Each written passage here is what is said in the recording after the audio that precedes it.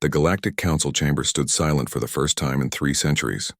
Where once 1,000 species had gathered in harmonious debate, now only darkness and desperation remained. The great crystalline dome that had witnessed the rise and fall of civilizations now bore cracks, literal and metaphorical, that threatened to shatter everything the Council had built. Elsa stood at the observation deck of the human colony ship Perseverance, her silver-gray eyes fixed on the holographic transmission from the Council chambers. Her dark hair was tied back in a practical bun, befitting someone who had spent the last 100 years helping humanity rebuild from nothing. She had been just a child when the Council had issued their decree. Humanity was too dangerous, too unpredictable, too violent to remain among the civilized species of the galaxy.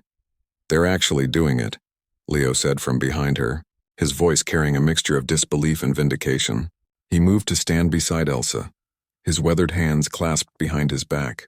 As the chief military advisor of the Human Federation, Leo had witnessed humanity's exile firsthand.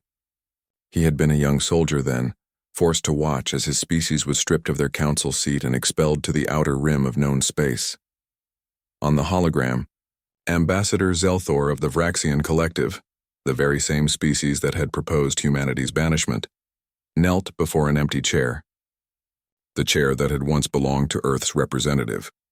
Humanity, Zelthor's translator rendered his clicks and whistles into standard galactic.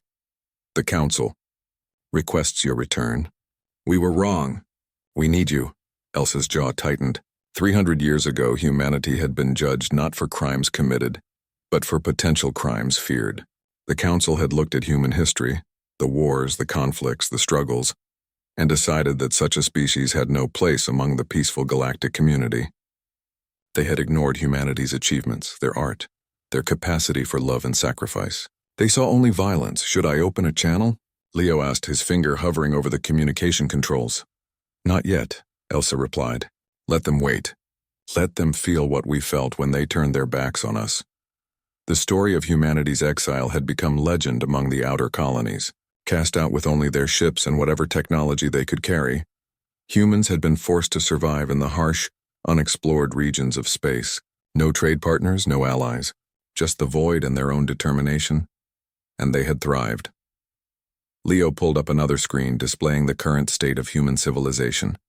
50 colonized systems, advanced terraforming technology developed out of necessity, military fleets that could rival any Council species, built not for conquest but for protection against the pirates and raiders that plagued the lawless outer rim.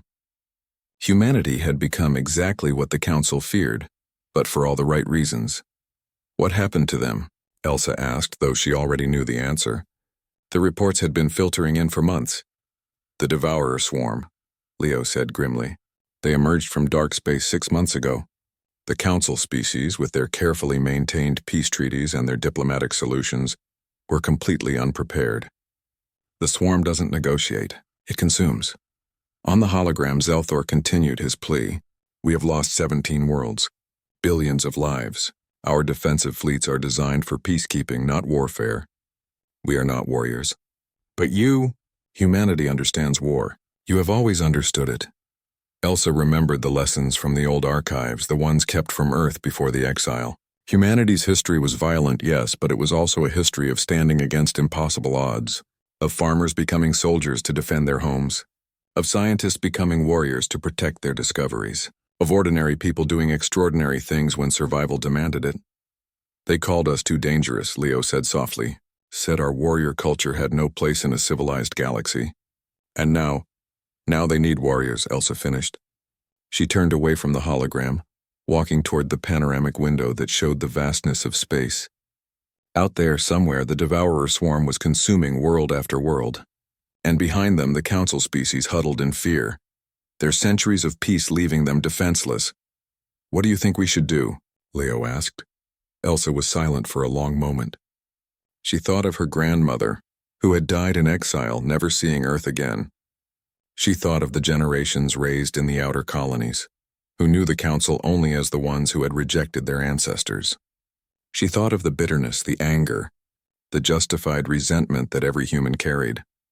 But she also thought of the billions of innocent lives, Vraxian children who had never voted to exile humanity, Keltharian poets who had protested the decision, Zephyr traders who had risked their livelihoods to secretly supply the human colonies in those early, desperate years.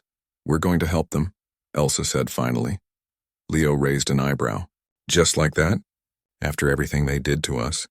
Not for them, Elsa clarified, turning to face him. For us. Because if we let our bitterness turn us away from people in need, then we become what they feared we were. We don't fight because we're violent.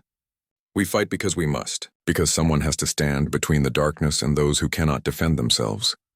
Leo studied her face for a moment, then slowly nodded. A small smile tugged at his weathered features. Your grandmother would be proud.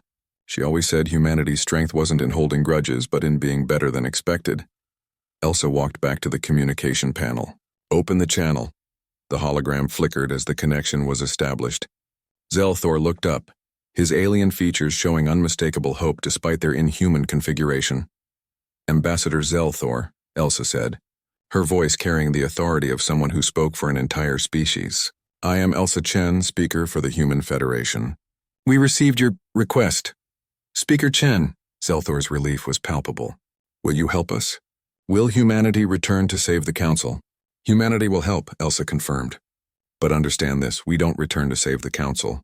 We return to save lives. All lives. Because that's what humans do, even when the galaxy has given us every reason not to. Leo was already pulling up fleet deployment charts. I can have the 1st and 3rd fleets ready to move in 12 hours. Our newest warships are faster and more heavily armed than anything the Council has seen. We developed quantum disruption weapons, Elsa continued, looking at Zelthor. They should be effective against the swarm's biological hulls. We'll share the technology freely. Zelthor seemed stunned. You would share your military advances? Especially after, Elsa interrupted. Because we're not returning as the species you feared. We're returning as the species we always were. Flawed, yes, but also hopeful. Violent when necessary, but peaceful when possible.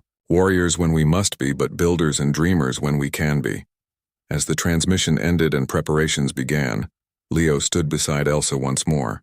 You know they'll probably exile us again once the crisis is over. Elsa smiled, but it didn't reach her eyes. Maybe. Or maybe they'll finally understand that strength and compassion aren't mutually exclusive. That the capacity for violence doesn't define a species, it's what they choose to do with that capacity. The human fleets began mobilizing, ships that had been built in exile now moving to defend those who had cast them out. And in that moment, humanity proved what the Council had never understood, that being dangerous and being good weren't contradictions. They were just human.